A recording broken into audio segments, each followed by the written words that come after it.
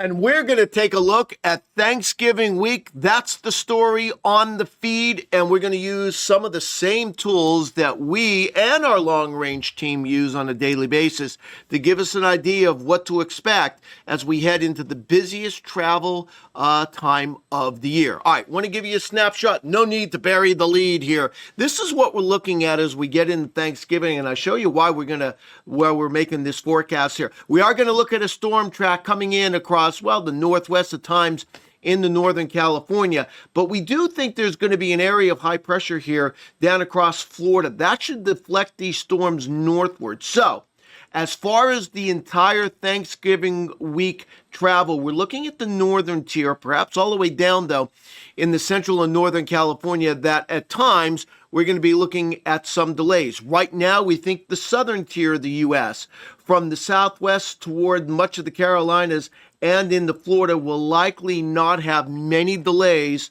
due to the weather here. But again, as we get a little closer, we'll start to zone in on that forecast here. But I want to show you how we get there from now toward Thanksgiving Day week. And I want to show you some of the modeling we look at. Now, for those that are regular visitors to Chaos to Clarity in the feed, you know I always look at what we call the 500 millibar, or where we look at the jet stream. Because if you think about it, if you know the jet stream, you know where the storms are going to be, and you know where the storms are going to go. Now, before we get to Thanksgiving week, let's start a little before that, okay? Let's start as we get into next week here. So here we go. We're starting on Wednesday the 19th. And what do we see here? Well, I was talking about that area of high pressure. This is the European model. There it is. You see, you have an area of high pressure across Florida here. That's the European model. This is the American model. Not as strong, but still an area of high pressure.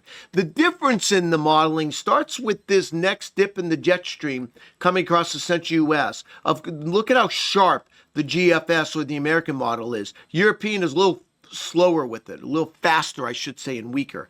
And notice as we head toward the weekend, it takes that system very quickly Thursday into the lakes, and then in the Saturday, here we go, Friday night, into the northeast as a weakening system, lifting out. Next system drops in to the west. The GFS a lot different, though. Take a look at this. The GFS has it a lot stronger, and look at this. It has a closed-off upper low Friday.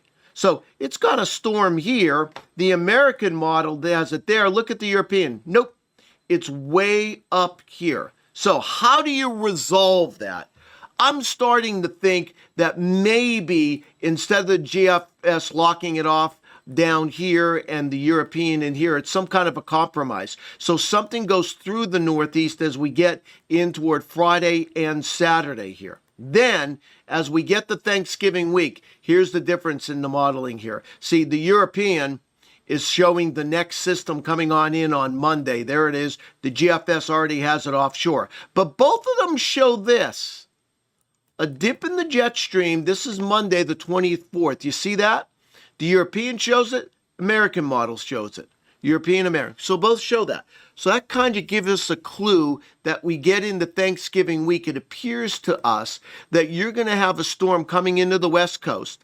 Here's your area of high pressure. This is on the American model, and that seems reasonable that we're going to have an area of high pressure across the southeast. What does that mean? That's why we think much of the southern tier of the U.S. likely looks dry.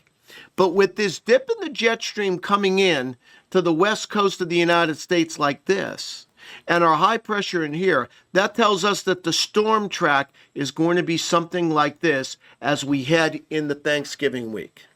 So based on that, and I want to go back to that, based on that, thinking that that's the way the pattern is going to be, perhaps we don't have the specific details, it seems reasonable to us that if you're, let's say, San Francisco, Salt Lake City, Denver, toward the northeast, it seems to me like that's the area that we're going to see some travel delays. But from the southwest of Florida, you should be A-okay. And that's the feed.